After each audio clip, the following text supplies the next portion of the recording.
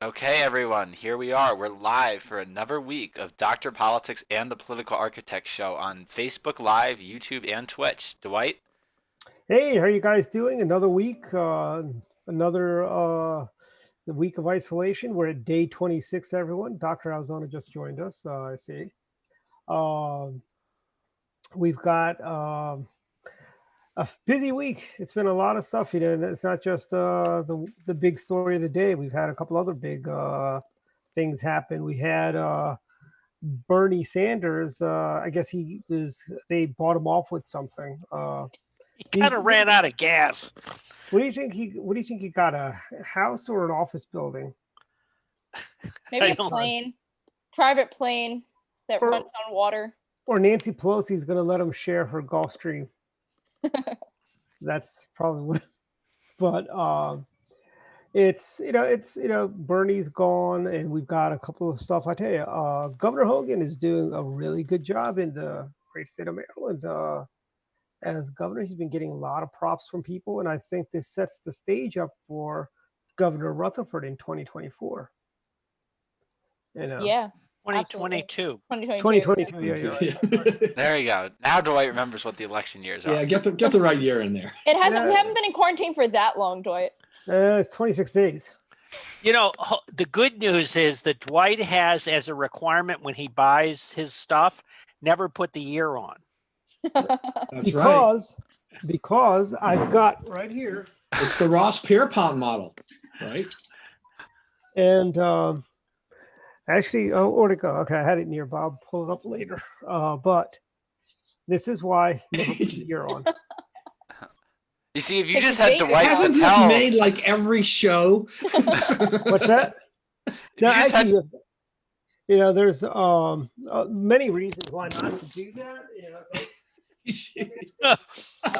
Okay, well, anyway, we've now reached the show and tell portion of. Yes, I know, Don. I think we got. Okay, look, Don, you got to keep us on task here. Let's start from the beginning of our sheet here. Which is what people want to really hear. But before I do this, we'll get into at least what today is for the religious world, both for the Christian world as well as Jackie mentioned Passover. So it's Good Friday for the Christian world, Passover. For the Jewish world. So there's all these things going on. This is a huge weekend. Now I'm going to ask you directly, Jackie, because there's been Seders, right? But there haven't been. Normally you gather with your family, but you had to have pretty much virtual Seders, right? Yes. We had a Zoom Seder. It's interesting. Our family's tradition every year was we celebrated with the same group of people, the large group, and it was hosted by one of our friends who is a history teacher. And also teaches religious school, teaches Hebrew school on the side. And he does a fantastic Seder. It's interactive. They have a son who has autism, and this is his favorite holiday. So for them, being able to continue on that tradition was really important. We had props and for all the different plagues and everything like that. So they still tried to keep it as similar as possible, even though we were all yelling over each other and running tech support at the same time. But I think definitely having that sense of normalcy continue is really what's keeping a lot of people together. Is we have to keep our traditions, we have to keep it all going. Right. No, and I think one thing that I found interesting about this from the religious aspect is just that because of this virtual thing, and I have plenty of Jewish friends. Yeah, I've been actually really fascinated to see what they have been doing during this period of time with their virtual. I have seen more pictures of gatherings of how they're doing their setups. It's really been kind of fascinating to me. It is, and you know what? And we're seeing the same thing. We had the pre-recorded Shabbat services. Obviously, we can't have the cameras running live during the holy time. From sundown Friday to sundown Saturday. We have pre-recorded Zoom services that my synagogue's been putting up. They do live minyan services every night, every morning on the weekdays. And I really think that's going to show an evolution really in religion. There are a lot of people, older people who are sick who still want to continue their prayer and with the community that they're familiar with, but really aren't able to make it there. So I think that this could result in some technological advancements to religion. Yeah, now that's interesting. I mean, this is for everybody out there too. It's just that, as a result of this, quarantine period, religions have had to figure out how to deal with this. I've got a lot of Catholic friends, and they really struggled with not being able to have mass, and so they've been kind of like these drive-in mass, kind of all kinds of things been going on here. But what does happen? I mean, there's this kind of fine line, I think, with religion, where you want the people together on the one hand, but there are some people, the shut-ins and people who can't always get to church, on a Saturday or Sunday or whatever, Friday, whatever the day of the week it is for them. Is this a good thing for them? Or do other people say, hey, I want that? And so even the younger, healthier people said, I just want to hit that button. I want to sit at home in my jammies, and watch this, and be a part of it it. invokes memories of those. I mean, I've only seen this on TV shows, but those TV evangelists, right? Right. Yeah, Jim and But- Tammy Faye. There's a whole other layer to this also, which is I've seen, and this isn't something that happens in Judaism, but that a lot of churches are suffering because a part of having the people in the church themselves is they pass around a basket and you put money in the basket, and that's not something that can happen right now. Right. Yeah. So, Yeah, I mean, Jackie, have the rabbis given a dispensation to have a minyan online? I don't know what the official ruling has been. I know at least I know they've been doing this for funerals and things like that, is that you are allowed to do a minyan online. A minyan typically has to be 10 people to be official, but I think that there have been certain synagogues who've been making exceptions. I mean, it's really tough, especially in the Orthodox community, where they're really they're really hesitant to make that last move and really adopt technology as a way of prayer in groups. So let me ask you this too. I mean, in terms of, we're going to get past this period at some point. What does religion look like from, any faith coming back? I mean, do people actually gather like they did before? Will there, are there some people that are going to try to even continue the practice of social distancing at church, which would seem to be a little bit awkward, the way that the structures are built, and things like that? I mean, what are we looking at? I mean, it definitely seems like this is going to last longer than I think everyone was initially anticipating. That, there have been talks about this being, if we automatically, the second they say you're allowed out, everyone goes out and floods the restaurants, bars, churches, what have you, that we're going to see another spike in the summer. So I think that there is still going to be some aspect of social distancing where people might be a little bit more wary to go out right away, or that people are still kind of maintaining distance, and maybe these churches and houses of worship are really only starting off back at maybe half capacity. But I'm going to say I think people will. It's like, as I've said before, we're kind of like in World War II. When the war ended, I know a lot of people say, "Oh, this is going to be the new normal," but I think no. The new normal. Yeah, but the point that's being made is this: it's not that what is going to be the event that triggers this idea that everybody can go back to normal. There will continue to be people who are at risk, and there will, obviously, the disease will still be circulating. So it's going to be interesting when you can actually say that, and it may be a different answer for different people. Right. Let me, I know, in my own church congregation, we have a woman who's 96 years old. She gets to church about once a month. I don't know that she will ever actually feel safe enough to come back even after we get past this, because the risk for her is extremely high, and we'd have to figure out a different way to do things with her. I don't think that she's somebody that's going to be firing up Zoom or Facebook Live or anything like that, even with some additional help. I don't think that's possible for her. So we're going to have some of these potentially high risk people starting to get maybe a little bit of a disconnect now religiously too. But you know what, Don? Here's the thing with that. What that makes it interesting about the disconnect. I mean, in Judaism, obviously, community is a very, very big part of the religion, and I'm sure it is in other religions as well. But if you think about what the roots of religion are for most people, it's about one's connection to God. So you're thinking about that disconnect. I think for some people, this might be the realization. I mean, I'm sure there are many people during this crisis decide now is the time to start praying. It is that you can find your connection to God at home. It's between you and your conversations with whatever you believe in, and that you don't necessarily need to be in a house of prayer for that to happen. I mean, one of the big things in the Old Testament, right, was that Abraham, I believe it was Abraham, it's been a while since I went to Hebrew school, was told to go and destroy all the idols, or he went to destroy all the idols, because you shouldn't be praying to, an idol as something. You should be praying to something that's beyond all of that. So I think maybe more people are going to find in touch with their spirituality, something that transcends going to a physical location. Yeah, we're going to have to wait and see on that, aren't we? Don, we have a question in the comments that you might be able to answer. Sam Ledoux wanted to know how the LDS Church is handling missionaries around the world. Okay, so from the LDS standpoint, so what's happened here has been kind of interesting. So all the missionaries that were from the United States that were serving overseas in specific countries have actually come home. And the same has actually happened pretty recently to those that were foreign born serving in the United States. So the missions are divided up into areas, and sometimes they're multi-state, sometimes they're just single states. It just depends upon where the density is for the members. And so in our case, and we have a visitor center, that everybody knows, the temple and everything like that. So there's a visitor center. There's lots of foreign missionaries because of the international relations of things that go on in this town.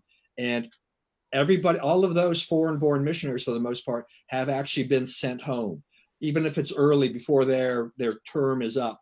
And so there's been a lot of, and then all of them have to quarantine for 14 days. And then depending upon where they are in their mission phase, if they just went out, they can go back. They could have a decision to make by the end of this month as to whether or not to wait this out and then go back when it's safe and serve the rest of their time in the country they were assigned to, or to say, I'll just go ahead and take a U.S. assignment, and then the church would reassign them in the United States. So, but the other part of that is that they are also quarantined. Their limitation is that they can only go out for 2 hours a day for exercise or whatever, and though they can go out once a week to go and do their shopping and laundry and whatnot that they need to do, but that's pretty much it. So more the LDS Church is famous for door knocking and a lot of those kinds of things, really going out and proselyting around.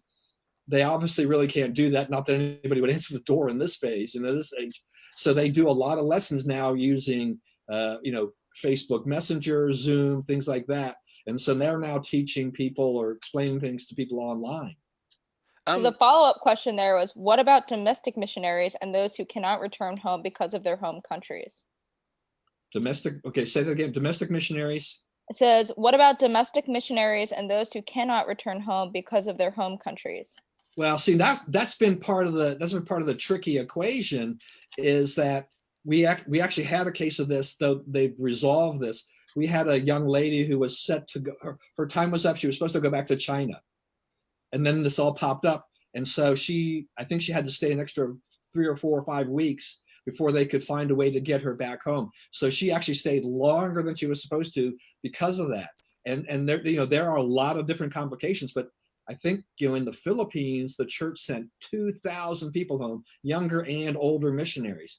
The church is made up of a lot of young missionaries that people are aware of, but they're also made up of a lot of older retired people who serve voluntarily, go all over the world to help out, do different things. Sometimes it's a lot of office work. Sometimes it's the missionary helping the young missionaries do other things. Also, because of their age, I think we had in our mission here something like 40 of those seniors. We have like 6. They cleared them out. They sent them all home early, except for the ones they needed to keep running things. So. Okay, I think that answered the questions. I do want to interrupt for a second. I am hungry, and I'm going to copy Dwight here with a bit of a product placement of my own. Oh, what do you have? We got these in the mail today from a friend of ours. They're called Cheryl's Cookies, and if you ever had like the cheap Loft House cookies from Safeway, they're not very good, but the idea is very solid, and this is like the gourmet version of that. And I'm just encouraging everyone out there. They're kind of pricey, about $1.50 a cookie, but would highly encourage. That's about market value. It would highly encourage you to go out and buy a Cheryl's cookie. All right, I'm gonna follow you up on that just briefly because I had put out on Facebook about a couple of places I was going to go to, or I had this craving, I think thanks to Dwight and Jeff Brown and those guys or whatever, and Jeanette Radford, about getting a cannoli and everything like that. So then I was directed to go to Mama Lucia's. Mm-hmm. So I did order those things, but I didn't ask what the price was, and I ordered 3 the other day. And when I saw them, I paid for them, brought them home, but I refused to tell my wife until she pressed me really hard as to how much we were paying for those things. They came out to be about $7 a pop, and which was Wow. more than I probably would have thought about paying, but doing it for a good cause. Did it They were taste good. like it? Did it taste like it was worth $7 though? I enjoyed it. I don't know if it was worth, plus the fact I gave them a tip on top of that, Oh, I'm feeling Well, guilty and generous. I at will the same say time. that Mama Lucia, was it the Falls Grove location? No, we did it one and only because we were One and only. That's part of our MCGOP club, Eat Local featured restaurants. So Yeah. Yes, it is. Yeah, so I did that, and I did brew belly because of the cheesesteak sub. So Mhm. I like I said, I was feeling guilty. I generally never tip when I'm doing a carry out, but during these times, yeah, I'm like, go ahead. Yeah. I don't think I could get a Geno's cheesesteak delivered out here. I'm from Philly, so It's a little. Pat's actually does do home delivery. We ordered it for the first time. Well, actually, you can order through Gold Bellies. Yeah, Yeah, that's Full what we Belly. did. Does Geno's Yeah. do it also? Yeah. Oh, yeah, I just okay. ordered some Katz's pastrami. It was from there today. surprisingly good at home. That'll be next week's product placement. Man, look, I mean, we had our expo meeting the other night. Mhm. And during the meeting, Alex had to go.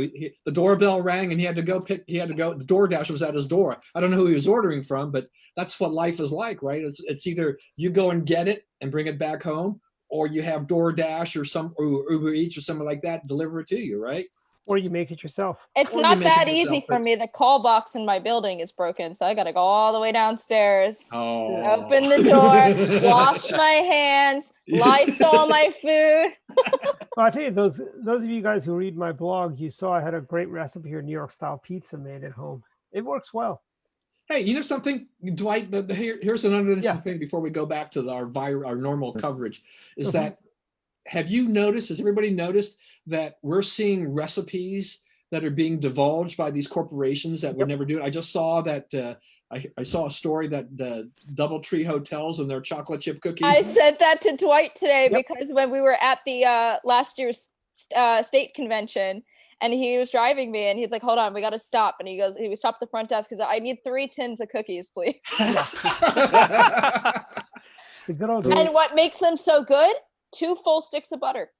But also, it's like Oh, you don't go wrong with butter. Oh no, No. I made Paula Dean's butter cake Hey, once. Did you know they still sell margarine?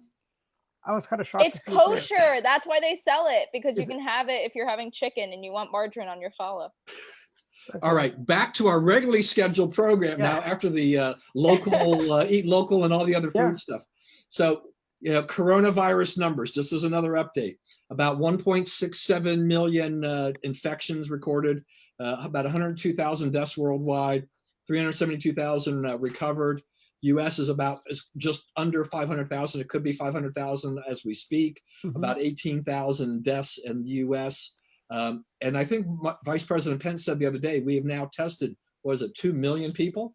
Mhm. So, we're moving along. We're chugging along on testing people. We have to wait for the test to come in to see where we are with that. But I mean, does anybody do it, or does everybody? Do we see a light at the end of the tunnel here now, finally? I think Absolutely. so. I think so. I think by June we should be not normal, but we'll be going out to restaurants and stuff like that. We'll be able to have our MAGA birthday party and all the good Another stuff. plug. You know, And I think by then we'll have done the immunity testing, the blood Yeah. test to see who's had it and who can potentially go back into work. And to add on to your numbers, Don, they also announced that New York has now surpassed every other country except for the United States, obviously, in how Mhm. many cases they have in New York alone. But I think that they have also reported that they think that New York has reached its peak, so we should be on a downslope there. Yeah, I think we're seeing news stories, and you can correct me if I'm wrong, but we're seeing a lot of the states and areas where we are either at or very close to the doubling day, which is kind of the time when we're going to finally see that peak and a downward slope thereafter. We don't know how long that necessarily takes per location because it seems to be kind of moving around the country, but it's heartening to see that. My wife was actually, I posted this thing for which my wife wasn't happy with about her travails about, she's got a crown that needs to be replaced and she's stuck because the dentist isn't allowed to actually do that. It's not an emergency, so she can't act on that. And but the dentist happens to be from Iran, and what was she? not just talking about the crown, my wife got into a short conversation with her about the Chinese and Iran, and boy was our dentist mad at China. Sure. And Let me push back a little bit on some of the predictions. It's interesting, the rate of increase, or the number of cases proportionally has been going up in Maryland compared to the rest of the country. And looking at the sort of national figures, on average, nationally over the past week, it's been growing, the number of cases. Again, there's a delay in when the tests come through, and so in some respects that's a lagging indicator. But the indicator that we have right now, it has been double-digit percentage increases every single day. So that works out in the course of a week. Say a week ago, it was 273,000 cases, and nationally, we have 473,000 cases. So it's not quite doubling every week, but that's still a very rapid increase. And as I said, in Maryland, the increases have been even faster. I think the death rate from the time we met last week has been up about 50% in the U.S. Yeah, yeah, So, we're definitely getting into the worst of it, I think, over the next week or two. The predictions, or the model being used that was informing the White House predictions from Dr. Fauci and Dr. Birx, said that April 15th or 16th, they revised it, would be the peak date nationwide in terms of cases, and then a few days thereafter, the peak date in terms of deaths, which goes to show you this is going to be the period of the most rapid increase, where you're seeing those double-digit increases every day. But eventually it will top out. And I want to kind of shift back to Dwight's comment about how we'll all be back in the restaurants by June. I was listening earlier this week to either CNBC or Fox Business. I don't remember which one. I was flipping between the two. But in any event, they had the CEO of TGI Fridays on, and he was talking about how one measure they might be taking, in a lot of other restaurant chains, is getting rid of half the tables in the restaurants for a period of time. And that's just for TGI Fridays to show there's more people there than they really don't. No, but I think that is a response that is very much under consideration. Right. That goes back to my original point. Even with religion, is like, what is going to happen? I mean, who is going to feel comfortable? What part of the population will feel comfortable about being in these places, which we normally are a little bit more crowded together? What do you do there? I think the TGI Fridays response is something that they have to deal with, but there's still a huge downside risk for them, right? Because if they have roughly half the tables, what happens to their revenues? What happens to the employees? Well, in the old days, TGI Fridays, they used to have a long wait. This is going to get them back to having those 2-hour waits on Friday nights. Well, look, Dwight, you and I are old enough. Mark, too. We've been around, and TGI Fridays and those guys. Those were the places a lot of people went to, because that was like the main choice. We now have a wide array of choices as to where to go to. New restaurants are popping up and things like that. So, they're hanging around, they're hanging in there, but I don't think Applebee's is as popular as it was, 15, 20 years. Well, apparently it's our generation that's killing sit-down restaurants, because all we want is fast casual. Yeah, right. TGI Fridays also, I'll tell you when TGI Fridays went downhill, when they changed their menus, they got rid of their pizza from the menu. That's when they that wasn't really the point bringing this up, but why don't you just hold up a sign that says "I hate TGI Fridays"? So we're gonna get a pizza review from Dwight here. But you do know I used to love TGI Fridays, Don. I know that, but okay. So I'm going to replace this next week with like a TGI Fridays logo or something. Right. just to get your goat.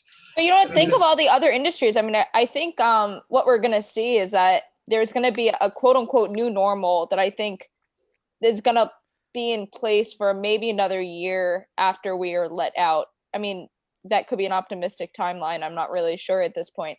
But, one of the things that just affected me, I've finally gotten all my refunds for all the Broadway shows I was supposed to see at the end of the month. But, theater, all the actors are out of work. Things like, and basically anywhere where there's a crowd of people. I think we're gonna concerts. I have concert tickets this summer. So for the theater, Jackie, a Broadway show or any kind of show, whether or not it's here or up in New York or wherever, if you try to social distance people in there, how do they survive financially? Yeah. Right, exactly. As it is, one of the podcasts I watch pretty much religiously right now is one big, they do it twice a day, every day until Broadway reopens, which as of now is at least until June 7th, to raise money for the Actors Fund, which is for anybody across the country who works in the theater industry. So behind the scenes, on stage, ushers, ticket salespeople, because none of these people can pay their rent. People who are gig workers are really at a lot. They can't pay rent, they can't pay medical bills. So, I mean, it's a huge hit to that industry and to a lot of those people in that industry. Yeah, I mean, when you think about, say, in a few weeks, we get the signal where you can go out in a limited sense. Until there is a vaccine for it, or a way, or they've determined that you can get tested and know that you've already had it and that you won't get it again, and won't spread it to anyone. Until all those things are in place, it can't go back to what it was. It probably won't ever exactly go back to what it was, but until that time, it can't even go back near that. So going out's one thing. Sitting in a football stadium with 40, 60,000 people, it's just how can that happen? It really can't. So, what, and this has implications for when you say, I mean, we've been talking about eating local and the different things for our local businesses and communities, but when you think about the economic effect it'll have on, say, sports, and you were mentioning the theater and Broadway. I mean, the theater is in live theater, or especially live theater, but even movie theaters, like, things are going to sort of fundamentally change. Yeah. Oh, I read AMC doesn't think they're going to open. I mean, they were way in debt before, and I think their rating was changed to CCC- now. Oh boy. Yeah, I Yeah, I think mean, the movie theaters particularly are really tough because I saw the long-term trends kind of moving away from them anyway, especially with, I mean, a lot of like Netflix original movies, for example, they'll only release it in the select theaters for a minimum amount of time just to be considered for the awards. They Yep. didn't really view it as necessary for the profits. And with the huge uptick in streaming services, especially from Disney, which basically controls most of the Yeah. industry at this point, it makes less and less sense to go to a theater and pay for an overpriced $20 ticket so you can sit in a big recliner when you're And like couch at home. $80 popcorn or whatever. Exactly. It's And really tough.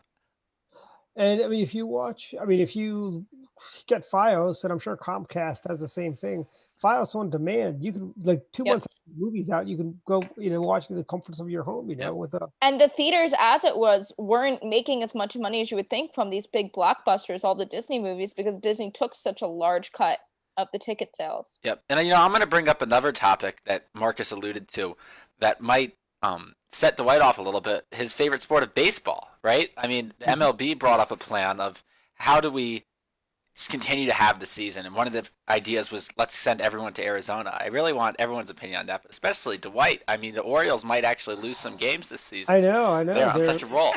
I know they're like undefeated this year. Really,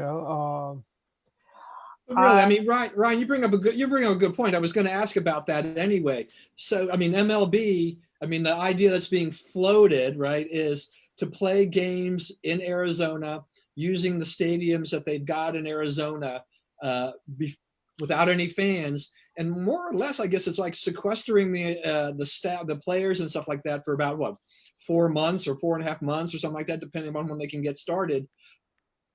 I don't know how that really flies when you play before no one, in essence, and how much protection you can give for people living in these hotels and just being moved around like that, whether or not that's exactly very safe either. Here's the thing. But the television revenues, just ask Ryan's grandfather. The lack of sports has created a huge vacuum. So we got if virtual sports. they can do that. Esports. Esports. Well, I read the NBA. Initially, they were talking about going to the Bahamas or to Las Vegas and playing the whole season in one arena, or at least some portion of it. But one of the proposals being floated now by people in the NBA central office, and they later retracted it just due to the absurdity, but have a virtual game of horse between some of the all-star players. So you would Zoom yourself taking the shot, or the players would take a Zoom video of themselves taking the shot on their home court, so they would kind of flip back and forth between everyone and broadcast it on ESPN. They can build robot players going off esports, have the robots on the field Yes. controlling their player from Yeah, they had that on Gilligan's Island, one of the reunion movies where they Harlem Globetrotters. Sports is a big business, but whether or not it's sports here or sports overseas, right? I mean, football, soccer, whatever you want to call it in Europe, that's huge. It's grown by leaps and bounds. Fans flock to these places. What happens to these things?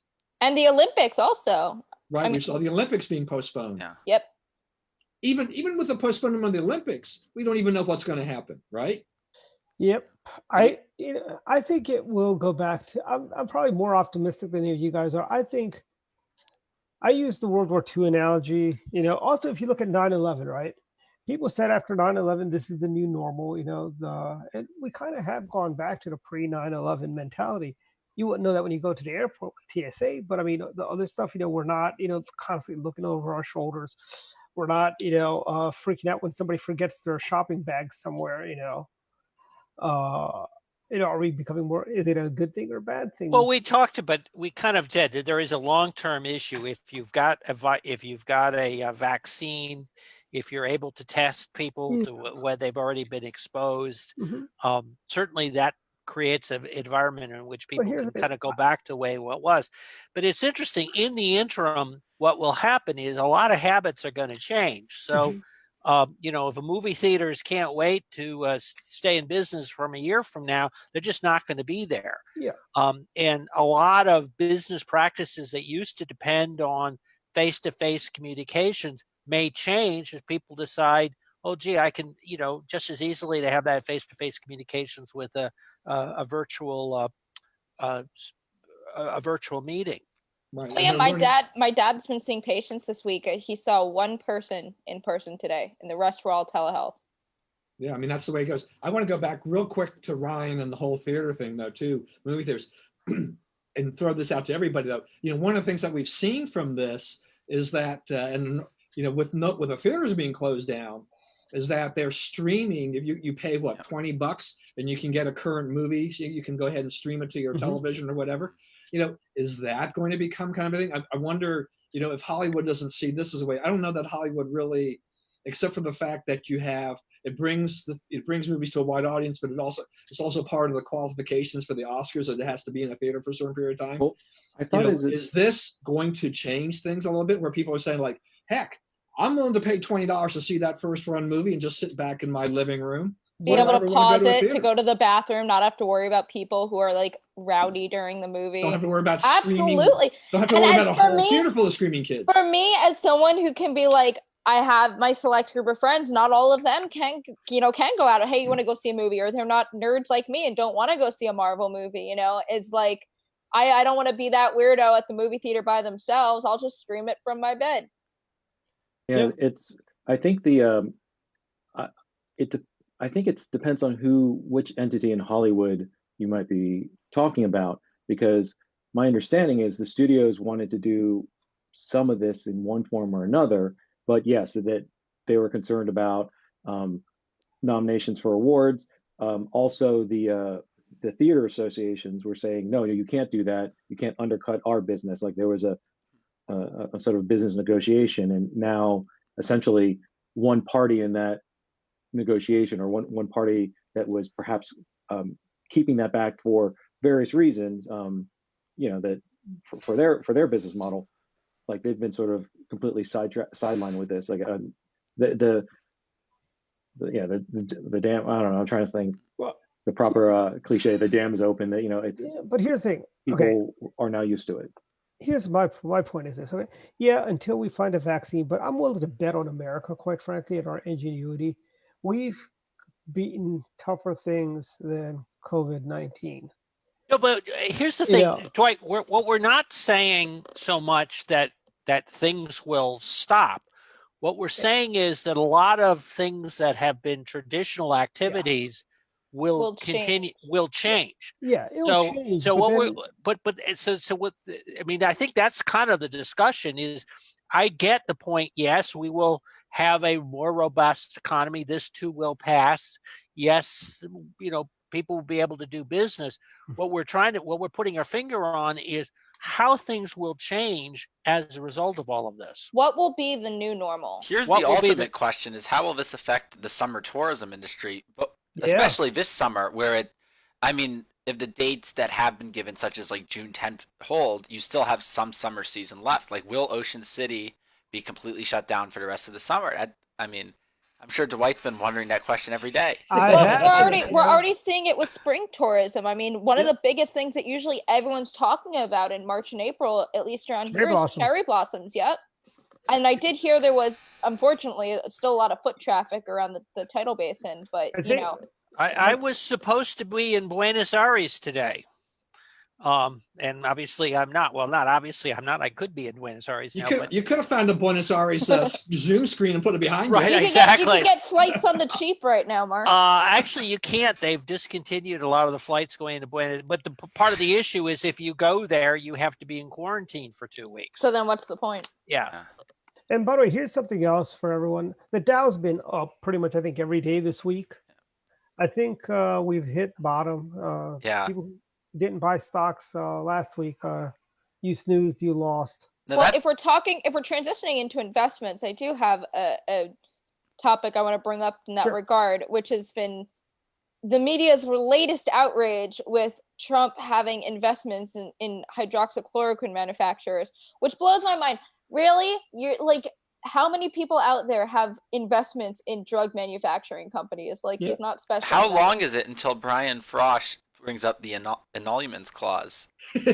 Yes.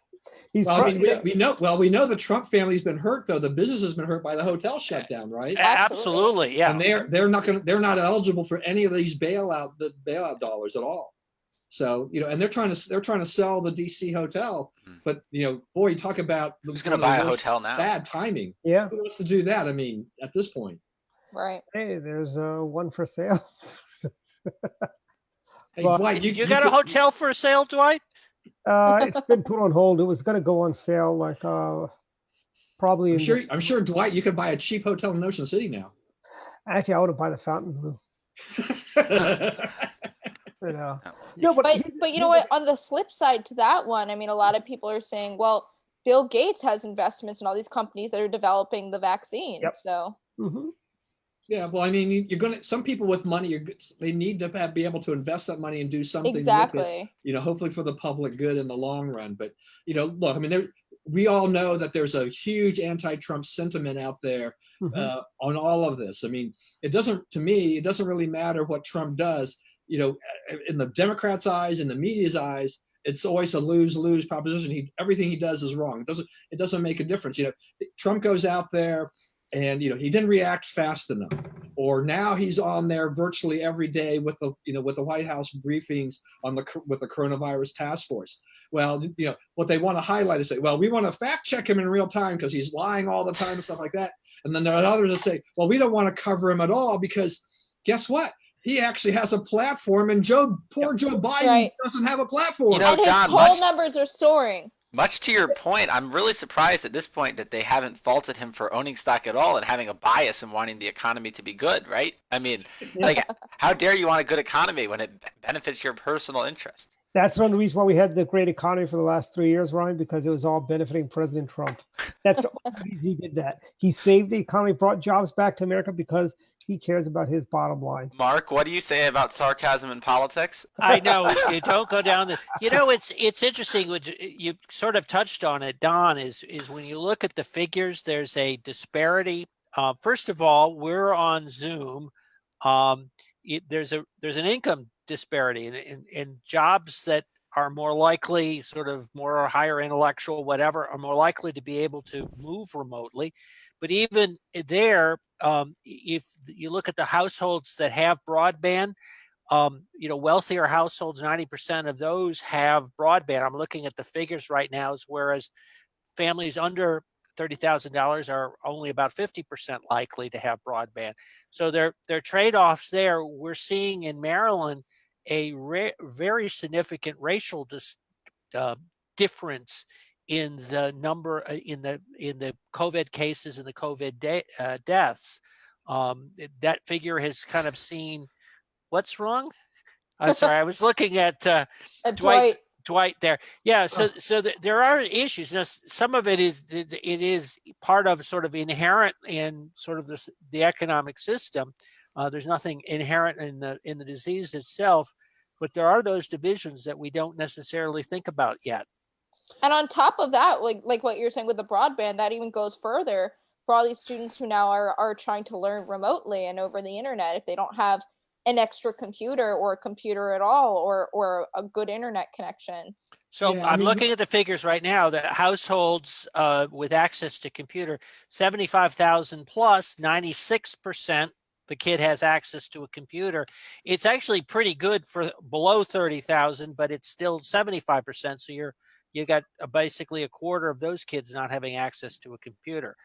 Certainly an opportunity for MCPS to get those Chromebooks out, right? I'm glad that you guys are bringing this up, because I was reading a comment thread today about schools and talking about one of the ways this changes K-12 schooling going forward is, instead of having snow days, and then if you have more than 4, you're adding days onto the calendar.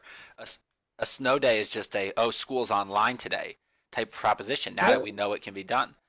It's kind of like employment, like federal government. If you've got telework capabilities. Dwight, you just saw the silver. Dwight is a silver lining guy. Yeah, I am. Okay, so here's what can happen, and this is Dwight's platform, although Dwight doesn't know this yet. Oh, really? We're gonna have schools start after Labor Day. Okay. Because we'll be able to have online school instruction during snow days. Yeah. Therefore, you won't, be able to have the quote proper number of days per year. You won't have that problem. I want to ask a couple of things here, though. I mean, Dwight hasn't embraced that yet, I don't think. I think we should propose to the teachers' unions doing online assignments during the professional days. Can you imagine how much they'll love that? Is we're going to get rid of snow days, at least for high school and middle school? Because they don't want to have school through August either. No, they actually make up days. Yeah, they also don't want to start school after Labor Day, because Governor Hogan wants them to start after Labor Day. If Governor Peter Franchot, hopefully that doesn't happen, but theoretically, if he was the one to have initiated it, I'm sure the unions would be all over the idea, or any Democrat governor. These unions are hypocrites. I mean, remember when Governor Ehrlich wanted to have slots? They go, he's going to use slots to fund Thornton. Tot for slots. Slots for tots is what they were calling it. And then all of a sudden, Martin O'Malley wants slots, and it's like the greatest thing since sliced bread. Honestly. I like the tots for slots. So let me ask Ryan. Ryan, now you're going gambling. Ryan, you're going through instruction online. Yes. It's been a number of weeks now. How's it going? I think that it's going pretty good in terms of the transition of the infrastructure online. I think it's a lot different, though, from a post-secondary institution standpoint than a K-12 standpoint. The K-12 schools have kind of a no child left behind mindset, right? Where you have to play to the weakest denominator, whereas at a post-secondary institution, they can say, if you can't figure this out, well, that's your problem. So I think that really allowed them to not hold themselves down with the red tape, which is a lot of what's been happening in K-12 school districts around the country, including MCPS, that have very strict instructions coming down from the top to the teachers of what they are and aren't allowed to do with the online school, which is really, in MCPS's case, I think resulted in not having that much quantity of school. They're only 2 to 3 hours a day, I would say, at most, from observing my younger siblings. I don't know, Marcus, you have children in MCPS, if you'd agree with that, but yeah, it's more complex in my case, just because I have both sides of that, both in my household, both students and a teacher, and they're starting to roll now with their program, but it's been fascinating seeing how they are trying to figure out that. I feel like, or maybe let's genericize it a little bit, not necessarily MCPS, but just in general, like how do you take all these policies that you've developed over the years, and he's like, oh, you must do this, you must do that, and translate it into, okay, well, we're going to be closed starting next week. Can you put something online? And some of that, there was basically a 2-week pause, or at least it felt, there are a lot of parents who felt like there was a 2-week pause while the school systems were sort of getting themselves ready to do something. Whereas the small, I feel like sometimes the smaller the school district, the more ability, or if it's down to a specific school, they can say, well, next week we're going to do this, and we don't have to go through this rigorous evaluation process. And also, I just wanted to mention, going to an earlier comment about, I mean, yes, that not everyone has broadband at home. Not everyone has a Chromebook. Now, there has to be some sort of, I want to say, cost benefit, or there's some trade-off there. So if you say, well, we have to first figure out how to do online learning properly, and we have to make sure we distribute our Chromebooks to all the students who don't have them, and that we need to get them broadband. Okay, so if you're working on that, you're not necessarily working on, okay, we just need to get the education lesson out as quickly as possible. Like they like, at what percentage of students who are now connected do you say, okay, now it's okay to restart school online? I mean, it's the same reason why you have school closures for holidays, to some degree, is that that there's going to be so many people out that it's worth it instead to just close the schools, because you're going to have all these kids who are behind, versus if only a couple people in the whole school system celebrate this holiday or have this event, then the school systems won't close, or the local governments. It's one of those trade-offs that, going forward, when you think about it, like next year, is a requirement going to be that you have to have broadband at home? And if you don't, and if you don't, or you're not able to, well, the school systems subsidize it, just like if you don't have enough, just like the food programs, Well, you have to look at, I guess, programs. What is the driving factor for public schools? It's standardized testing, right? Like they get funding based off of unless this has changed since I've been in public school, but how high their students score on standardized tests, which, as far as I know, have also been canceled this year. So it does raise an issue. Is it just about educating as many students as possible, or are they driving towards a goal? And well, I think it's how they score in testing, but also there's a factor if there's some equity or inequity between various groups or categories, and that ends up reflecting poorly on the system. For example, like I think some of the high schools educationally, they might be very rigorous. However, because the population might be better off, then it says, okay, well, actually, you're not getting a good education here. Whereas actually it's trying to rate the school holistically for better, for worse. So those things can factor in. So let's try it a different way. We can address the whole boundary issue now, because if we've got virtual classrooms, you're not limited to the requirements of having school bus taking everybody. So basically, all kids from all over the school. Your kids are in Thomas Pyle. They can go to Pyle Middle School.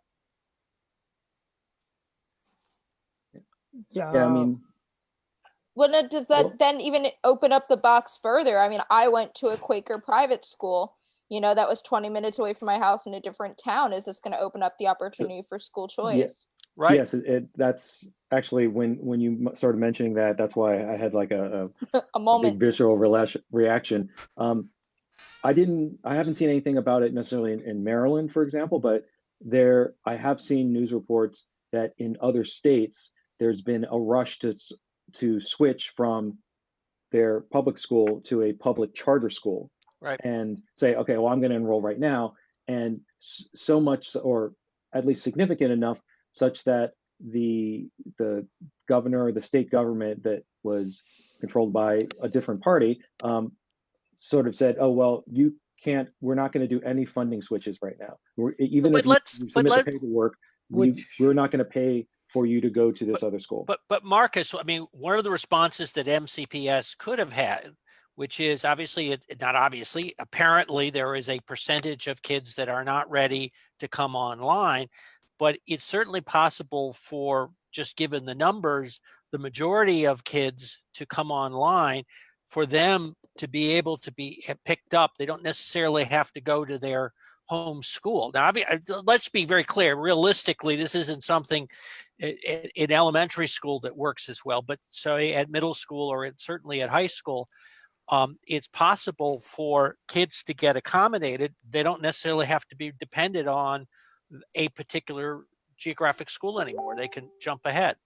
As President Bush said, zip code should not be a death sentence to a failing school for a child. So I hate, because this is such an interesting topic, I do want to think that we need to be cognizant of time, because we haven't even talked about Bernie Sanders yet.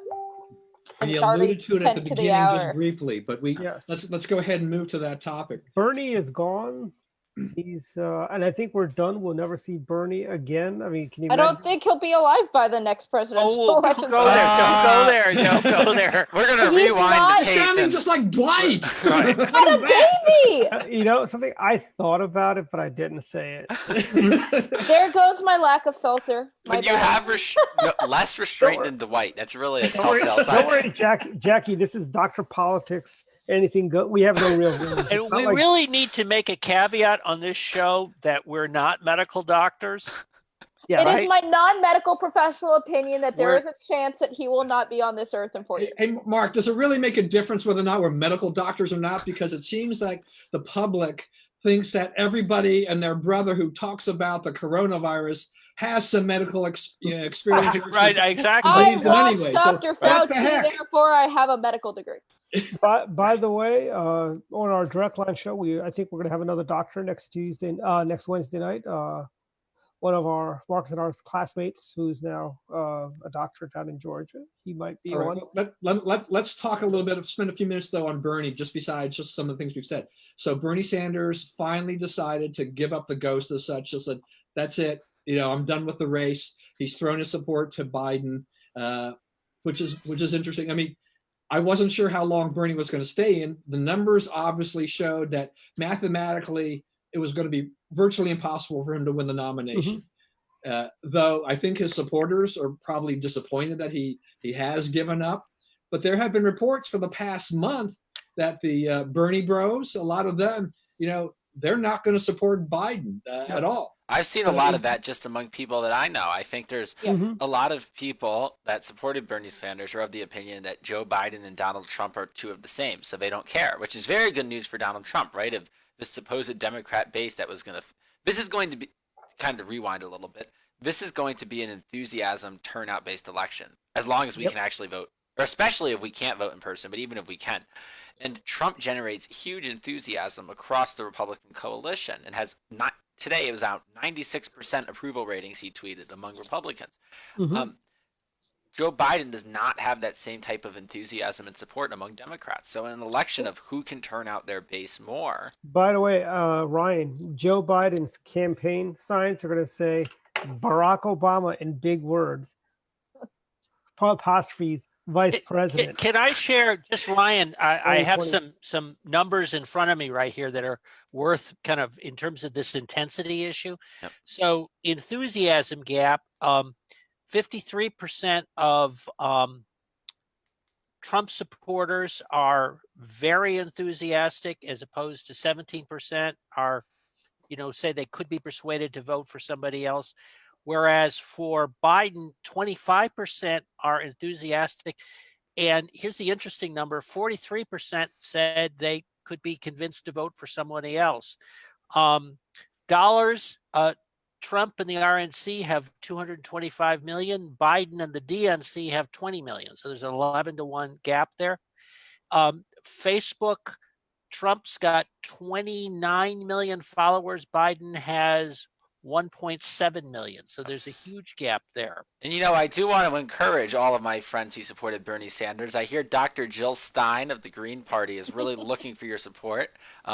I'll be Dr. voting for Drew. President Trump, but you are welcome to vote for Dr. Stein if you cannot bring yourself to do so. And, by the way, the Bernie Bros can also feel free to write in Bernie Sanders for president. All right, robot Dr. Dwight. Yeah, what was that? No, not Well, you joining. know what? I'll share an anecdote, which really shows, and I have seen both sides on my personal Facebook of the I'm never in no way going to vote for Biden. He was Bernie all the way, and then the opposite too. But I had somebody come to me and say, this was right after Super Tuesday. No, I bet you're really happy. Now we're going to have a Republican president no matter what. And I'm sitting there thinking, I wouldn't consider Joe Biden to be a Republican. But it definitely shows, there are people who think, and I think AOC is famous for saying this, right, that the left is not left enough, that Right. the Democrats aren't Democrats. Well, They're, one of the things they're about Republicans, Bernie, though, apparently. yeah, one of the things about Bernie, though, 4 years ago, is that there was a lot of really kind of anti-Hillary sentiment. He attracted a lot of people that just couldn't stand Hillary. How much of that will we see this time around? I think one of Bernie's problems was that there weren't as many people who hated Hillary as say that they had the same sentiment on Biden, and they were more likely to go Biden's way. Does that give him a little bit of a boost? But on the spending issue, that's interesting. There is that the longer we're in this kind of virtual campaign mode, I think this is a plus for Trump. Yep. So let me give you a hypothetical. This is my crazy conspiracy theory for the night, and I want to get your thoughts on this. My thoughts is that they're not going to try and replace Biden as the front runner. Obviously, they're going to keep him. They're going to steer him in a particular direction of they being the DNC on who they want as president. That have that person be the vice president, and in the snowball's chance in hell that Biden gets elected, the Democrats are going to invoke the 25th Amendment, oust him so that their VP pick becomes president. That's my conspiracy theory of the night. Please respond. I'm going to bet you, I'll bet you, Jackie, $100, mark my words, in the next 50 years, contact me 50 years from now, the 25th Amendment will not be invoked against any sitting president. I think Biden better choose his cabinet very carefully if he gets elected. Well, what do you make of this thing that he said the other day, though, after this announcement was made? Is that he kind of tweeted to Kamala Harris, I'm coming after you. Right. Is that he wants her as VP? Doesn't make any sense. Could be VP, could be a cabinet member. If you look at the map, he needs somebody. Don't you think he needs somebody that's more Rust Belt or Midwest or South? He needs someone who's going to pull in the Bernie supporters. Dwight, your mic's still not working. Oh, is it not? No, You sound like a robot. Joe Biden picking Kamala Harris as his VP makes about as much sense as if Michael Bloomberg would have picked Elizabeth Warren. Well, but no, there's three scenarios. No, you sound like you've been assimilated by the Borg, Dwight. Yeah, try it this way: is on one hand he needs a very No, just unplug and use your computer audio. Yeah, I think I will have to do that. So that was kind of weird. That was like too much information, Dwight. So three things. The Rust Belt would be to go with Senator from Klobuchar, Amy Klobuchar from Minnesota would be one way to go. If on the other hand he thinks he needs a strong African American turnout, which is certainly important and could well be one of the kind of key pivot constituencies in this election, because Trump seems to be doing better than Republicans have in the past, then that would be the Kamala Harris approach. And then, of course, the third approach is to try and get somebody to the left that would pick up support from Bernie Sanders. This is free advice to Joe Biden's folks. Don't take it. Whatever it is, Joe. It's free what advice. Dwight said. Just forget it. You don't want to go to the left. If he were smart, he would pick like a Tulsi Gabbard type as his running mate. But stuck on Tulsi. They'll bring in Goose. She's very pretty.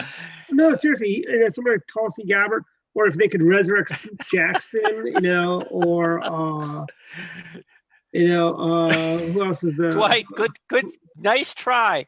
Or the old, nice try. No, but Mark, seriously, to Mark's point about a strong African American woman, another name I heard thrown around, which of course I'm blanking on, is that the woman from Georgia.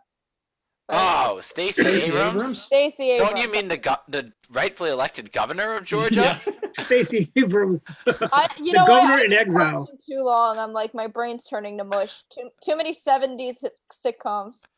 All right, we're Stacey up. Abrams is the governor in exile. Yeah, we're just about up to our hour mark. What are some final thoughts, Dwight? Final thoughts. Let's see. I got a lot of them actually. Oh, big surprise! Couple things. One, I want to say, Happy Easter, everyone. Two, we've got, okay, I think we're seeing the light at the end of the tunnel on these whole COVID-19 things. I think, also I'm betting on Johnson & Johnson and Pitt Medical for coming up with a vaccine sometime late this year, early next year. And, once that happens, we can go back to business as normal, and yeah, and Joe Biden should take my advice. You don't want to pick somebody to the left of himself. He wants to go to the right. Jackie. Well, following up on Dwight's Easter comment, Season Pesach, everyone. Let's see. Well, if the wind continues and the Wi-Fi in my building goes out, you can find me sitting in a corner banging my head repeatedly against the wall, because I don't know what else I would do with my time. So if we don't see you on Facebook, we should send somebody out to do a wellness check. A 6-foot distance health check. Right. Mark. A long Today, stick. today I had an ongoing conference call that I always have, and it's on phone. And everybody on the call was like, "What? This is so old school. We've got to start having this call on Zoom." I'm seeing habits change as we speak. So the expectations of the way people interact are changing as a result of this. Right, Ryan. I just want to say this is one for the history books. Dr. Patel did not bring up Spiro Agnew this entire episode for the first time in Dr. Politics Doing that, history. Ryan. Where's your Spiro That Agnew, should Mark? be, that really should be the final word right there. Except we have to get to Marcus. Marcus, your turn. Oh, I can't. Well, That perhaps going with should the have been your line, Marcus, and then we could have just gone to a cold close. Next week's show is going to be all Spiro Agnew. Good now, Ryan. I still can't see Joe Biden being the actual nominee unless between now and whatever convention or virtual convention that the DNC might have, unless he comes out and he's actually performing strongly in an interview multiple times, they know that any debate with Trump, he would just be completely. They just won't debate. Is gone. what will probably happen. Yeah, they just Which is wanted a to damn make shame. sure Bernie didn't take over the party. Yeah, well, what's funny? So you know what they might Somebody do? else. Yeah, they might. What do you call? If they could do is they'll send Joe Biden on an MSNBC, NBC tour. They'll throw like softball questions like, "Hey, what's your favorite color? If you could be any animal, which animal would you be?" And those would be like, "Oh, Joe Biden's doing so well." I don't think those are softball questions. His favorite color is giraffe, and his favorite animal is purple. I just want to say in conclusion from my end, I not only want to thank all the first responders during this period of time, but we do forget, I think, sometimes the other people like the grocery workers and these other people that have had to put in tremendous amount of hours to keep the stores running and keep us stocked and everything like that. So we have a lot of people to thank. I know that kind of feeds into what Dwight hopes to do in the very near future, to thank people as well.